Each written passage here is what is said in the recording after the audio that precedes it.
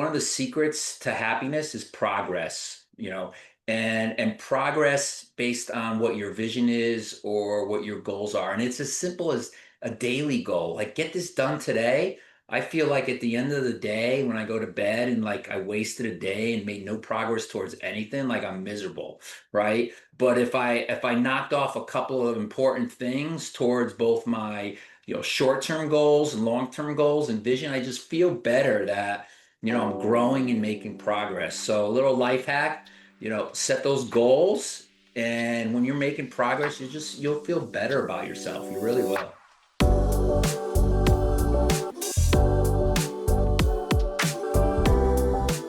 Bill, welcome to the Book Thinkers Life-Changing Books podcast. I'm excited to chat with you today. And my first question is this. About 10 years ago, you started a group text called Life Lessons with your 4 kids to share tips and advice.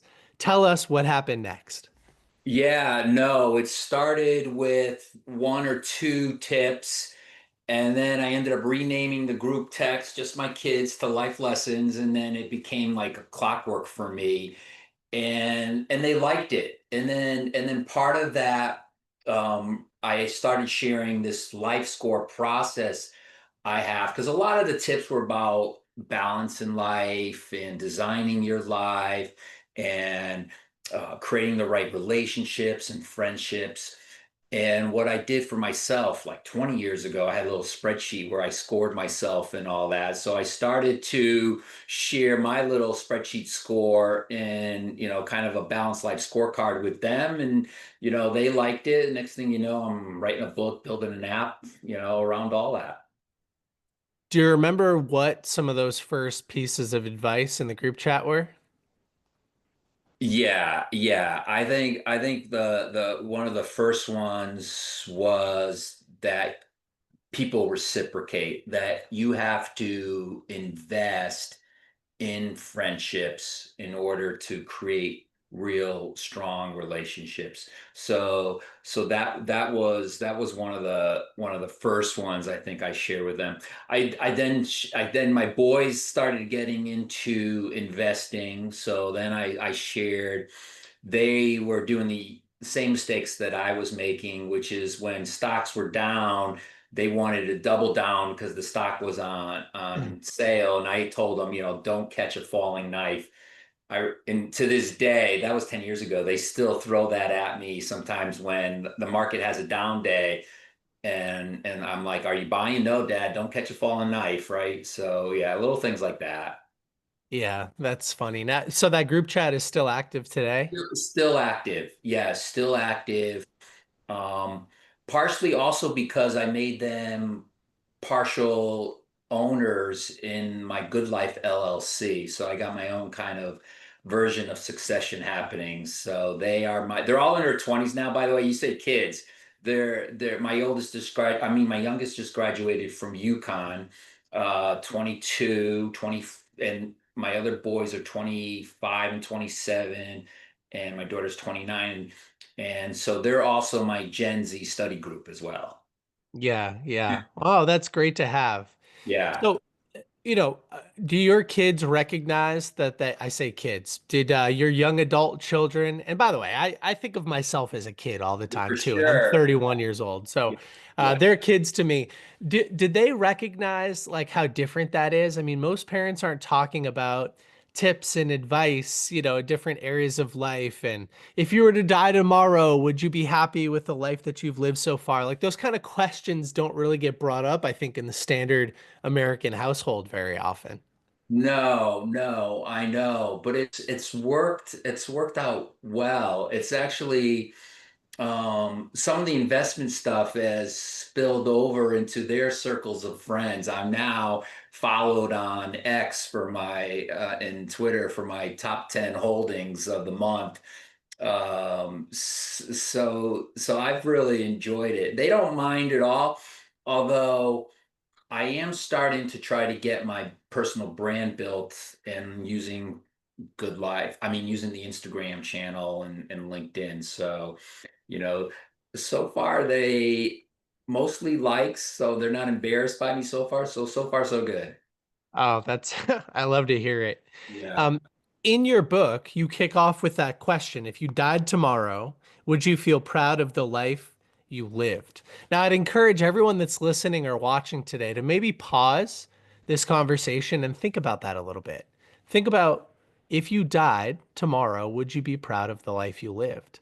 And I think most people would probably answer no. And so, why did you decide to include that in the introduction of your book?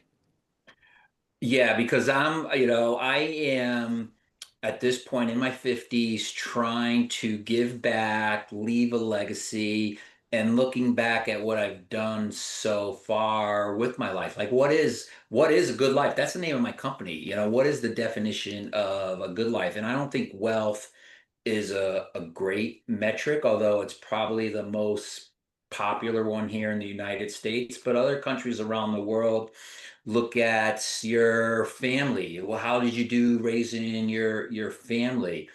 And I'm super proud of that aspect of my life. I think the best KPI for a good life that I love quoting is Warren Buffett. A couple of years ago, I was listening to him said, "Best indicator of a good life is in the end how many people love you." I'm like, oh my God, that's so simple, right? But it's a good indicator of what you did with your life and how you gave back and who you shared it with, right? How many people love you in the end, right? So I thought that was kind of cool and simple. And you referenced the book in here, but The Top Five Regrets of the Dying by Bronnie Ware is one of my all-time favorite books because at the end of life, most people end up regretting not having lived a life that's more fulfilling to them and less based on other people. And I think that the earlier you can get that message into your head, the better. And so one of the reasons that I think wealth is the first thing people talk about when they talk about success is because it is so easily quantified. And some of Hmm. these other areas of our life are difficult to score. And so that's where you sort of step in and help us out a little bit. So for those in the audience that are like, okay, I get it, I get it. These other areas of life, like family, for instance, those are important, but how do I quantify them? What's the solution? Yeah, well, there, thank you for teeing me up, right? So, um, I'll connect it back to what we started off with. I had this, and I bet you a lot of people do this, right? December, end of the year, how did my year go? What am I going to start doing for next year? What are my New Year's resolutions? Well, the engineer and me kind of really got anal around. I literally have kept a spreadsheet with like 12 rows of how did I do with my net worth? How did I do with my career? Did I hit the pay I wanted? How did I do with my wife? How did I do with my circle of friends? What did I do for my leisure? Did I go to at least two places and all that? So I would score myself 0 to 10 in all those areas, and less about the number in the end, but more forcing you to self-reflect on did you actually invest in all areas of your life. Most people think balanced life is work and non-work. And in my scorecard, it's not, it's really a slice of the pie. And I got a mnemonic, help grow. H is for health, E is for your environment, home environment, L for your leisure time, P for purpose, G for growth, R for your relationships, O for your occupation, and W for your wealth, right? So those are the eight slices of, the wheel of life, so to speak. And you need to really invest in all those areas, I find. I think that's the right formula for kind of a healthy, fulfilling, happy, all those things, kind of add up to this, balanced, good life. But Bill, for the person in the audience, it's like, I just feel so overwhelmed by that. Like what you just said, all these different categories. I'm not happy with any of them. Where does somebody start? Like how do you start making progress against the different categories? Yeah, yeah. Well, my Zen score, so that's the marketing name for this little 11 question assessment. It's in the book. It's like chapter 4. You can take a look at it.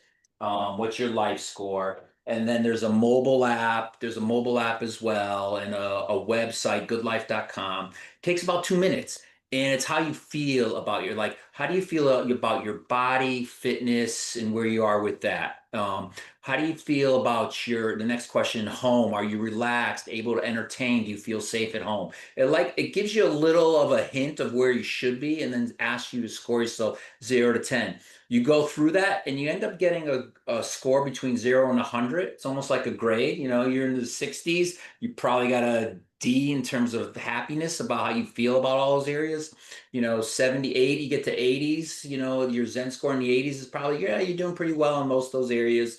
But maybe you have a 3 in leisure because you took no vacations last year and you missed it.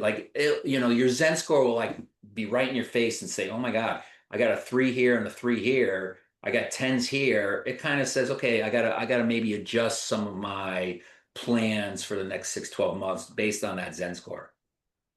So, for anybody in the audience that's interested, we'll put the link in today's show description. You can do the Zen score for free on goodlifewith2eyes.com. So, check out that link in today's show description. Go do the Zen score and then continue with this episode. Awesome. Thank you for that.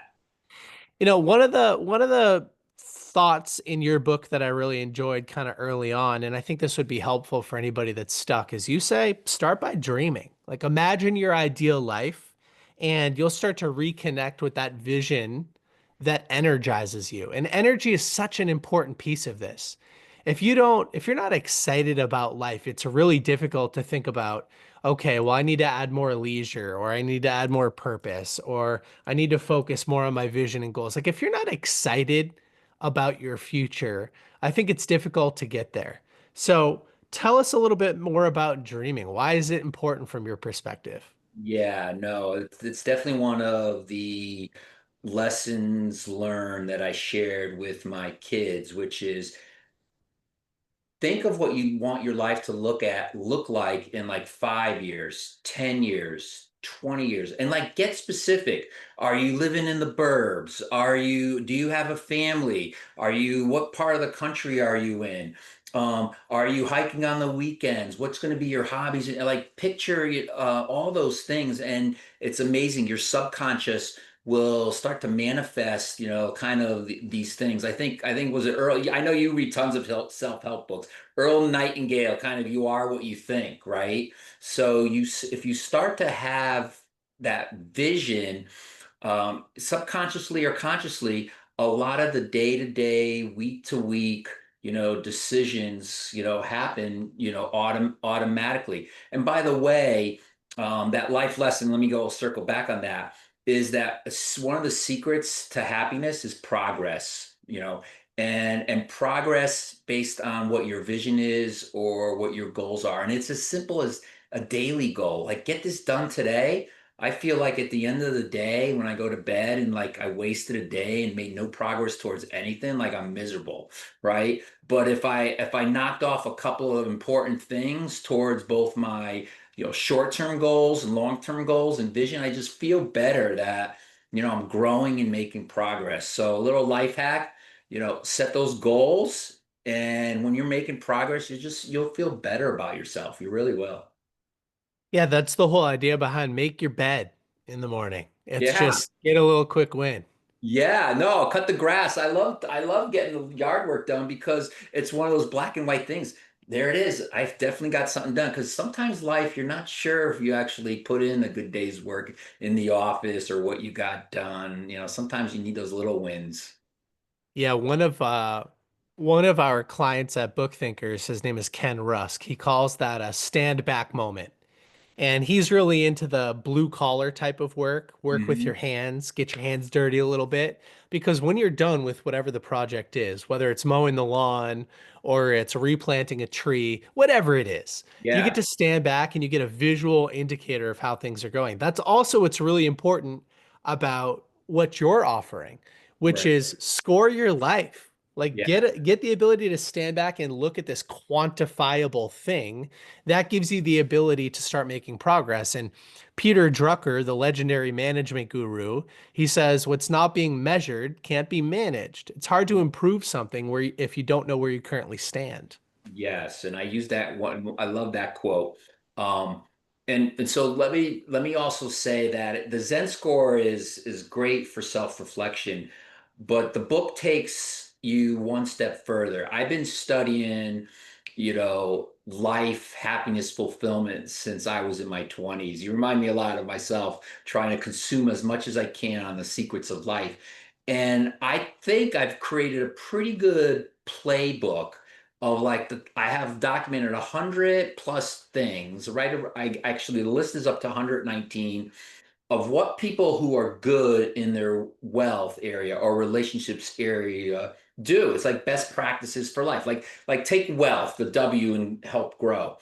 Um, do you save 10% of your paycheck every week, right? Do you have a six month rainy day fund? Is your mortgage less than 1/3 of your monthly income, right? Because if it's more than that, you probably overextended yourself. You're introducing stress in your life, right? Do you have a retirement fund? If you have family, do you have a 529? Do you know what a 401k and a mutual fund? Are you literate, right? So these things are not how you feel about your wealth. Now we're getting down to answering 12 questions around what are you doing about getting your finances order? One of the questions I'm looking at my spreadsheet here is, do you pay off your credit card every month? Like a no-brainer, right? So these are people who have their finances in order do these 14 things. And when you go through the life score assessment and assess whether you're doing them, it spits out like a credit rating for life. And it'll be evident that, holy smokes, I'm only doing like two or three of these 14 things. Here's kind of a guide of how to get that part of my life in order. Based on the data you've collected so far, what are the areas of life that people seem to neglect the most?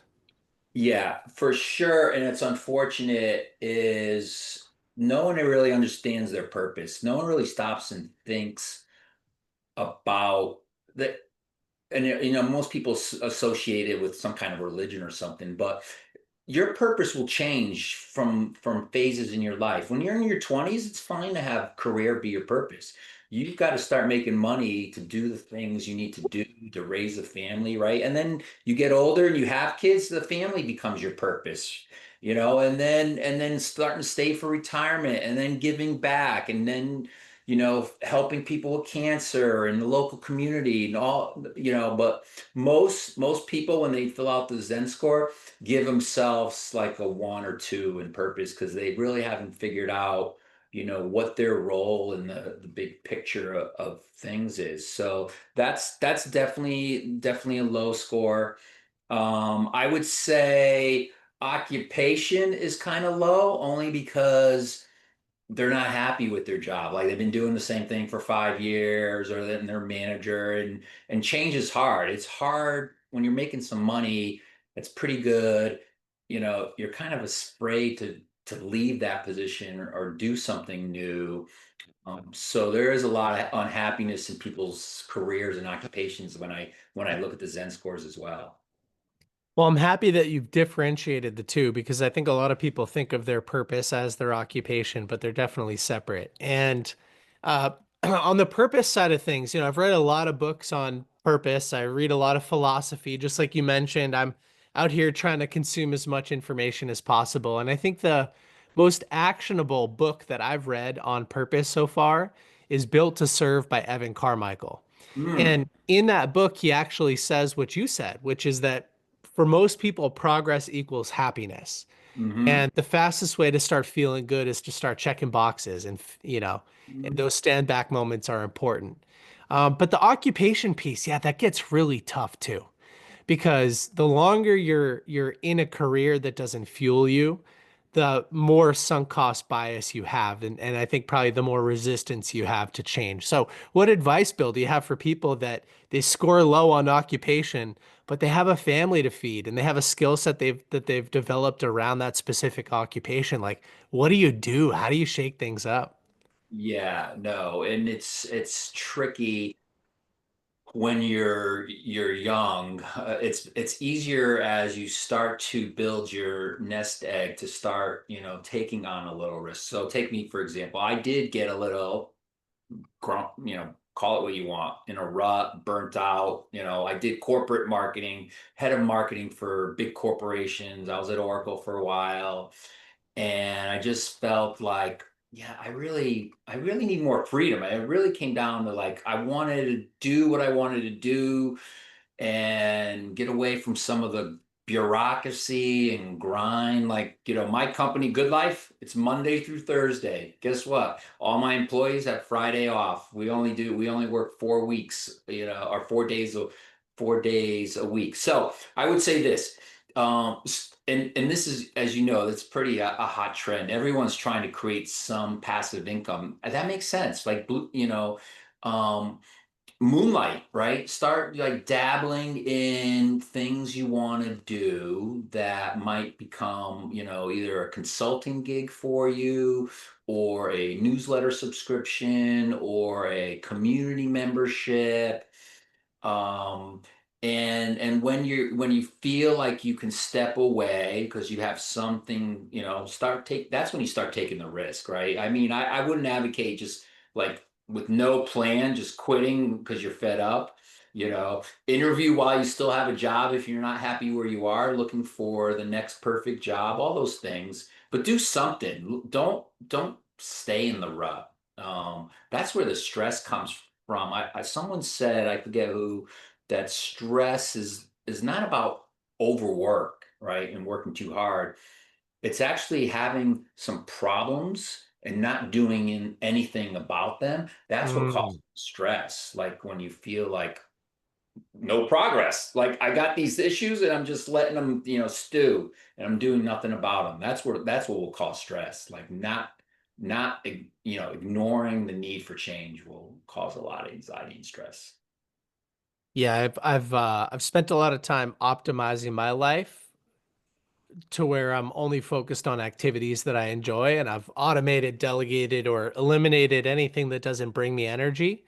The one thing though, Bill, that still gets me, and I Yeah. recognize it, that still creates anxiety and a feeling of ugh, is when my emails pile up. And I Yeah. know there's something that I could do about it, which is I sit down and it always takes me less time to work through my email backlog than I think it's going to. But Yeah. that task, it just builds up in my head and I'll be on a walk or it'll be the weekend. And I know I could be tackling it a little bit, but I just let it build and build. And it's that act of not making progress that I think Yeah. creates the anxiety in my life. Yeah.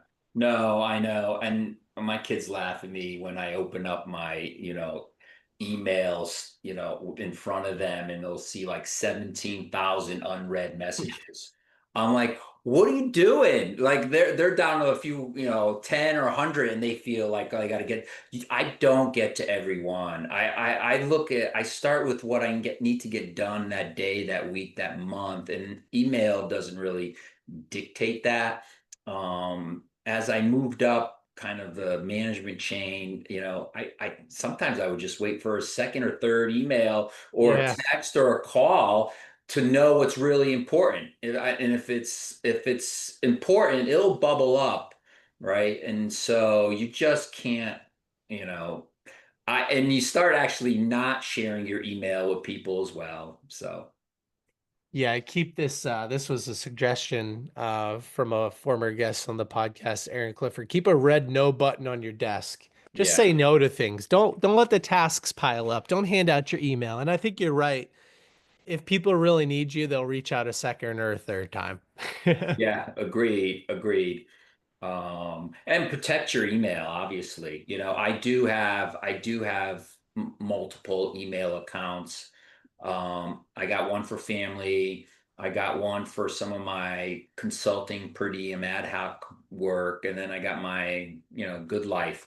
So, depending on the situation, I'll share a different email. So, Bill, now that you've developed these assessments, it seems like it'd be the perfect tool for a coach to use with their clients. So, talk to us a little bit about that. Yeah, no. And this is where the entrepreneurship hat, you never know where a good idea on a cool app will take you. So my first out of the gate, I launched a company about a year ago thinking I would actually disintermediate, not to use a fancy word, or replace life coaches. Like the people who actually need coaching, a lot of times they can't afford life coaching. So I'm like, let me give them a tool that they could use themselves to assess themselves, come up with goals. But what two things happen. One is people are terrible at disciplining themselves, and so they kind of almost need the coach. So I realized that there was definitely some churn after people loving the score, stopped using it after a while. But the second thing, I had some coaches starting to use it. So I reached out to them and they're using it as their engagement tool. Hey, before we kick off our project, let's assess how you feel about these areas, what you're doing. And we said money's a bad metric. A lot of life coaches, it's kind of touchy feely, like, and so this gives them like, hey, you're at a 68 right now. Let's get you to an 82 by, in the end of 3 months. So now they're using it to be very specific about what they're going to work on around the score. So the score, it's almost like what companies have KPIs and a dashboard for how sales is going and marketing and product. I mean, why not have a dashboard for your life and track how that's going month to month, quarter to quarter? So that's how coaches are using it, and I'm psyched. I'm now actually building some features where a client and a coach could share goals, share plans, share gratitude entries, and now there's a collaborative feature where a coach and a client, can kind of work on their scores together. Yeah, I think that's great. I shared with you way back when the two of us first met that for a long time my friends and I maintained an activity tracker together where we were trying to score the different goals that we had, I think, in each area of our life throughout the week. And we Hmm. kept them in a shared Google sheet. So each person had their own tab. And then we would meet once a week and talk about them. And I knew that I would work a little bit harder to achieve my goals if I was meeting with them on Friday. It Right. was that external accountability. It was the expectation that not only did I set this goal for myself, but I have somebody else who's holding me accountable to achieving it. And so you're right in that discipline starts to wither out a little bit if you can make excuses if it's only you holding yourself accountable. But if there's another person there, you're right. I think the coaching piece is very important. And so having the ability to set those goals within the app and then having somebody else have visibility to it and be able to Yeah. communicate back and forth and hold you accountable. I think that's really smart. Yeah, no, it's no different from a lot of areas like fitness training, right? Most of us know what we need to do to get in better shape, but yeah, we just can't do it. And spending that money on a fitness coach makes it a high priority in your life and gives you someone to hold you accountable. It's the same thing with life, like, hey, you still Mm. haven't paid off your credit cards. We're going on, 3 months here. We raised this like it's black. Your scores are black and white, and so you can start to actually get specific. You said it a few minutes ago, like what gets, measured gets done, right? And that's what that life score, tells you what gets done in life. Yeah, I have a running coach, and it's because I don't like running. But I'm participating in all of these events, whether it's Spartan races or triathlons, and I want to beat my friends. And some of them are very competitive runners. And so I hired a running coach. Now I'm running somewhere around 5 to 6 times as much per month, so like in total mileage, as I was a year ago. But I feel better, I'm healthier, and it's just because I know if I don't follow the plan he laid out for me, he's going to fire me as a client. Yeah. And so I Yeah. see the need for it. And you think about professional athletes, they all have coaches. They are coaches. Yeah. Yeah. Yeah. No, I mean, it's silly. If you let your ego get in the way of hiring a coach, whether it's your career, whether it's a financial advisor, they're like a coach, right? I mean, the people who are 10, 20 years older than you that have kind of been where you want to get, it's crazy for you not to take advantage of that wisdom and expertise that I have. So I definitely encourage people to, I mean, seek out a mentor, obviously, but also, even if you have to make it more formal, find that coach to work on that area in your life that you want to improve in. Yeah, 100%. 100%. As we start to wrap up, time flies and you're having fun. We're almost Yeah. 30 minutes into our conversation. There's another concept from your book that I wanted to bring up, which is that balance is not about investing in every area of your life evenly, which I think a lot of people think it is, but it's about investing in the areas that matter the most to you right now. So you talked a Hmm. little bit about how purpose can change. I think that balance changes over time as well. So could you talk with us a little bit about that? Yeah, no, for sure. I mean, obviously, if you're retired, your priorities, your leisure goals are, is going to be a bigger slice of the pie. But if you're in your 20s, that's the time to establish your career. There's nothing wrong with working a little extra hard. That's not the time to coast in life and work 30 hours. I'm just telling you, right? That is where you still don't have a wife or maybe kids, and you should focus on one, your occupation, and two, your wealth, right? And then as you get married and have that, you know first set of kids, that's when you shift. I took a sabbatical in the middle of my career and took a year off to coach my kids in AAU baseball and AAU basketball, because at the time I thought that was my highest priority, to help launch these kids into the world, and I wanted to spend as much time with them. And I probably walked away from some big pay packages and big opportunities in my career. But that wasn't, when I was in my 40s, that was less of a priority than when I was in my 20s. So you're absolutely right. There's no like exact playbook for every, you're going to adjust as you grow, your life situation changes, and, purpose right now, it's fine to have your job as a purpose. So I'll give you one little thing. I had a discussion with someone who worked for me last year in marketing, felt like, all I'm doing is working, I'm like, actually, if we hit our numbers on leads, because I was running marketing, and our revenue goals and new logos, then and we grow 50%, then we can hire 50 more people. We created 50 more jobs, and we don't have to lay anyone off. So just keeping our company, functional and growing, is actually allowing people to actually, make money in their lives. So even that, helping a company succeed, is a worthy purpose, to be honest with you. Yeah, I think so too. I was watching a TV show recently where two men later in life were sitting there smoking cigars, having a drink, talking to each other. And they were talking about, did they live a good life? And somebody brought that up. They're like, I've employed thousands of people. Those people provided for their families. Those families were able to do things as a result of their employment. Like that's a purpose. That's a really big moment for a lot of people. Bill, as we wrap up again, I just want to congratulate you on a life well lived, on a life well designed, I should say. You Yes. talk in the book, not in a boastful way, but your life ended up in many ways exactly how you designed it. And Crazy. not too many people can say that. And it's the result of measuring it Yeah. and then managing it. Yeah. So, for people that want to get a copy of your book, What's Your Life Score, or they'd like to go through the assessments one more time, where should people go? What should they do? Sure, sure. Well, if you could remember how to spell my last name, Zujewski, then it's easy. There's only like 30 of us in the whole world.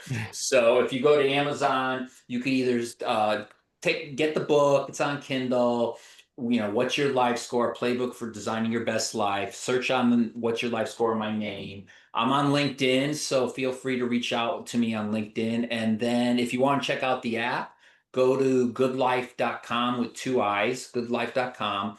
And there's the free version, there's a professional version, an enterprise version. Start on the free version and start assessing yourself and reflecting on, where are you? See if you're happy with your life score.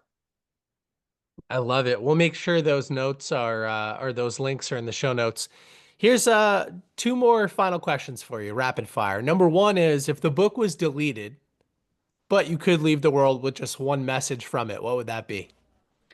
Um, Probably relationships are the most important thing in life, and the having the right partner, friends, family around you is going to be the number one indicator of whether you're living a healthy, happy life, right?